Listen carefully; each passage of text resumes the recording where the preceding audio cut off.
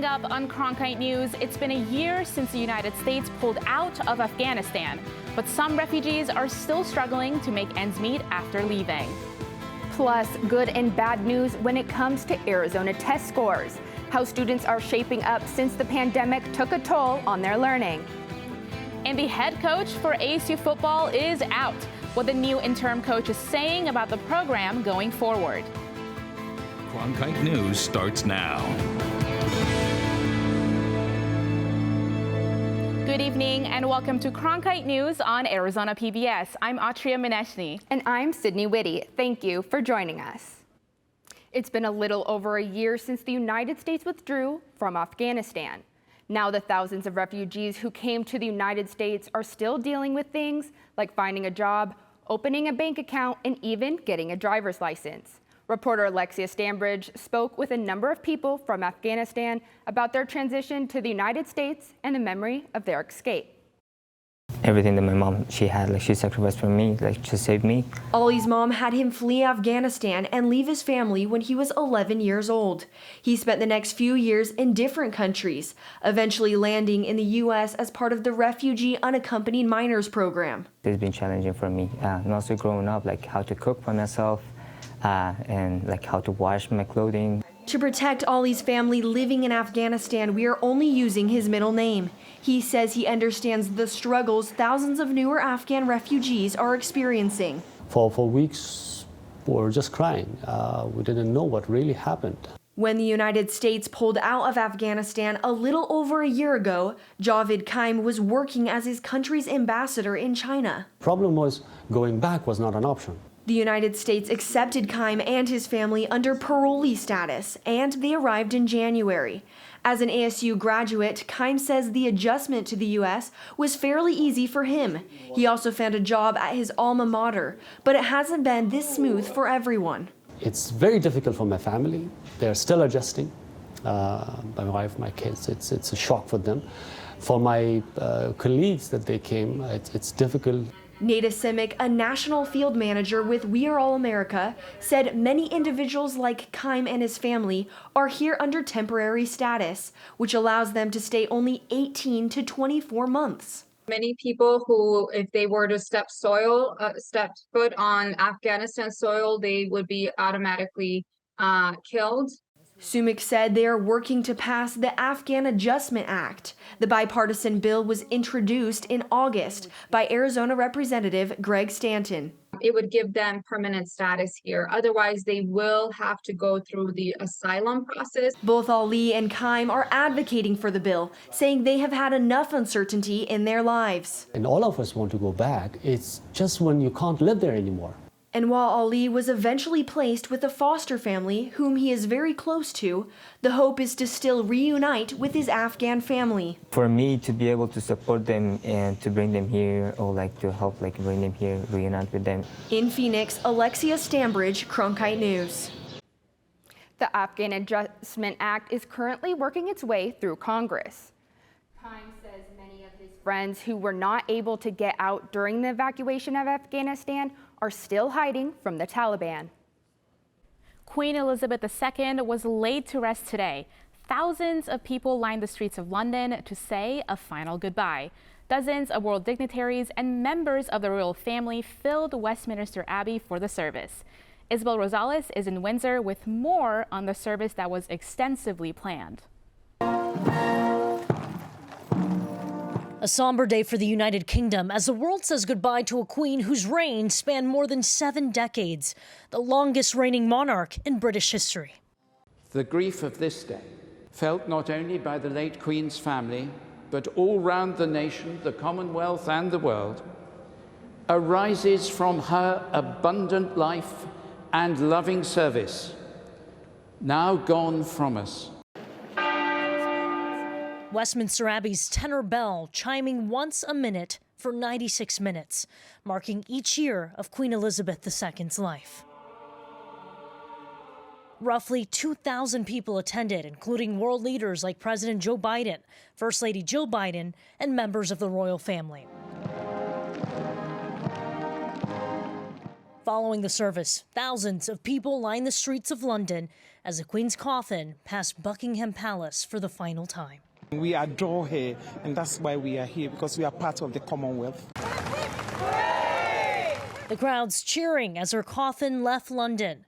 The Queen laid to rest in Windsor Castle, near her husband of 73 years, Prince Philip. President Joe Biden says the U.S. military would defend Taiwan if China invaded, as U.S. officials fear an invasion is becoming more likely. Taiwan's President Tsai Ing-wen said the country is determined to defend itself. And in an interview with CBS Sunday, President Biden made it clear the U.S. would help defend the island. This goes beyond the long-standing U.S. policy on the issue. China has never governed Taiwan, but claims the nation is part of its territory as laid out in the One China policy. The U.S. acknowledges that policy, but has never officially recognized China's right to govern the island. Some good news for drivers. Roadway fatalities in Arizona during the first half of the year are down significantly compared to last year. This comes as the U.S. saw a quarterly decrease in roadway fatalities for the first time in 2 years. This is all according to a National Highway Traffic Safety Administration report released today. Arizona saw an estimated 436 roadway deaths through June of this year. That's nearly 30% fewer deaths than compared to the same time period last year. While the decrease is welcome news, the agency stresses that national roadway deaths are still at crisis levels. There are 22 days left until the deadline to register to vote for the general election in Arizona, and the Latino vote will play a decisive role. Cronkite News reporter Valeria Rodriguez tells us why the Latino vote is more important than ever. A recent report indicates that 1 in 5 voters are Latino in Arizona and predicts the majority of them plan to vote in November.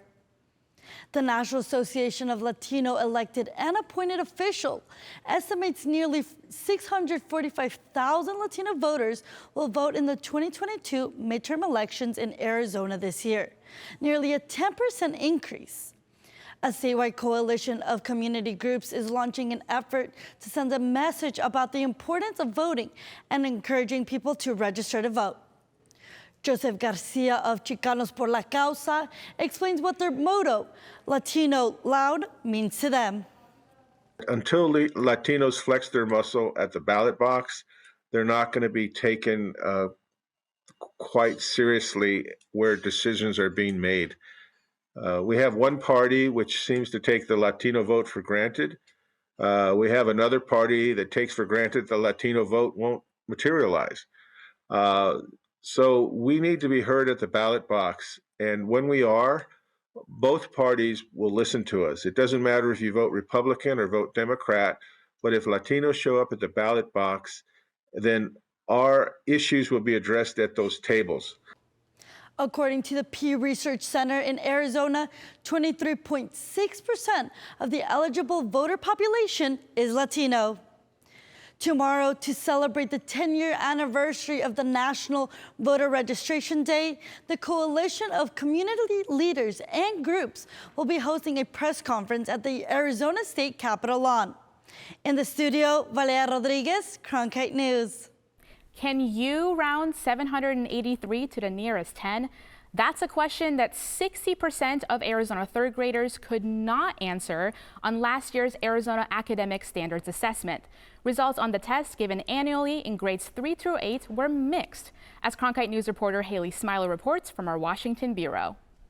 The good news is that state standardized test scores rose slightly last year. The not so good news is that they only rose compared to the year before, when the pandemic caused test scores in math and English to tank. The 2021 school year was a significantly disrupted school year. I would say that contributed to the lower numbers in the spring of 2021. And then having a relatively complete year of in-person learning in 2021 to 2022 likely contributed to the better outcomes. 41% of students passed the English section of the test last year, and 33% passed the math section, up by 3 and 2 percentage points respectively over the previous year, but still at or below pre-pandemic levels. Historically, the state of Arizona has our test scores have been low. And it's not something that we're okay with. Another historic trend that continued in the latest test results was a clear divide between students of different races and socioeconomic backgrounds. White and Asian third graders, for example, passed the English test at higher rates than Black or Latino students. Gaps between subgroups have consistently been there. It's not that those subgroups need particularly radically different way of being taught, but there are some gaps. They all don't start on the same level playing field. Educators caution that the scores should be taken with a grain of salt. The 2021-2022 school year was the first time the state shifted away from the Arizona Merit 2 test to the new Arizona Academic Standards Assessment. Not a great barometer for us, and it changes every year, so it's really hard to, kind of keep in tune with what kids are actually learning based on that test. But educators say the scores can't be ignored either. C-Corps says the continued low scores point out the needs in state classrooms. Class sizes are higher. I mean, you've got first grade classrooms who have 28 or 29 students in them. We also do not have enough interventionists who can help support and do that small group instruction for those kids who are falling behind. C-Corps and others say the path to better test scores is pretty simple. Increase school funding, keep kids in the classroom, and keep parents involved. In Washington, Haley Smilo, Cronkite News. We'll know more after the test for the current school year is given, but that won't happen until April next year. And in case you want to be smarter than the average third grader, 783 rounded to the nearest 10 rounds down to an even 780. Tucson's Make Way for Books program was named the 2022 Library of Congress American Prize winner for its work getting young children involved in reading. The program began in 1998 and now serves almost 20,000 children, families, and teachers each year. The organization's mission is to give all children the chance to read and succeed. And according to their website, 97% of children in the program develop critical literacy and language skills. Make Way for Books also has an app that has free books and activities. The app is available on both Android and Apple devices. Still ahead on Cronkite News, a warning from health officials for your children. What you need to know to keep your kids safe from dangerous nicotine products. To the day after Hurricane Maria devastated Puerto Rico, another hurricane makes landfall on the island. We have the latest on rescue and restoration efforts.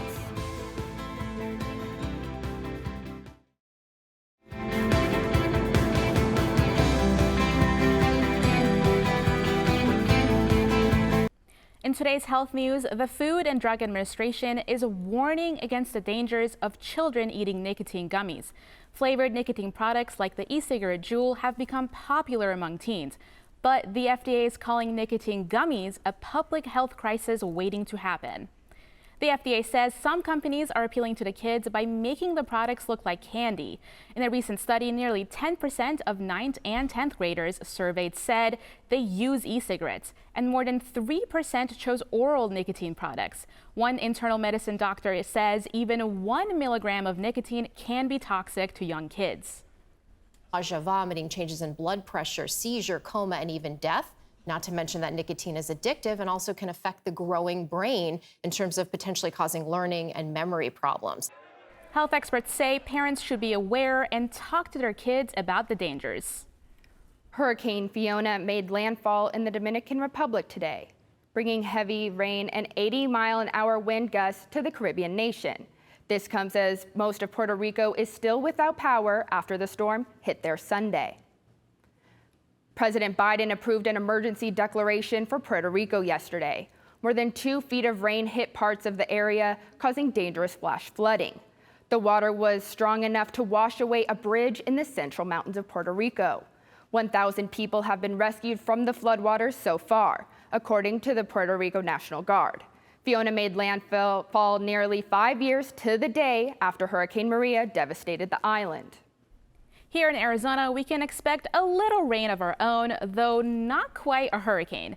Sarah Blue joins us from the Cronkite News Weather Center with the forecast. Here's your evening planner. We're going to be 100 around 6 p.m., but we're going to quickly drop into 92 at 10 p.m. tonight.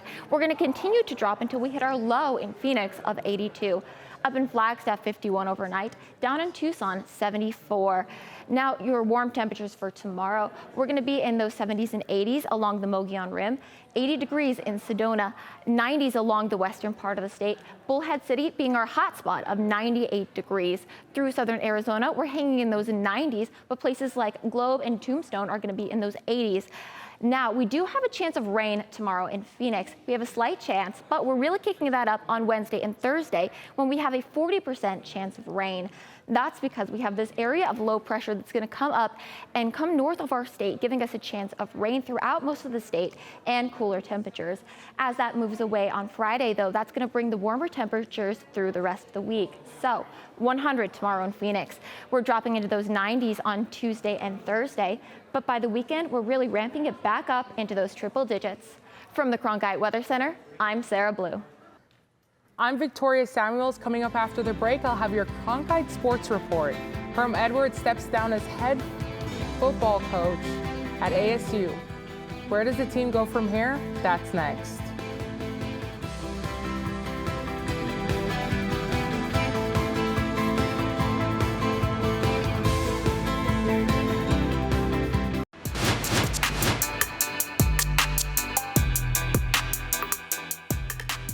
Welcome back to the Cronkite Sports Report. I'm Victoria Samuels. Herm Edwards, 3 games into his 5th season here, is now relinquishing his duties as head coach.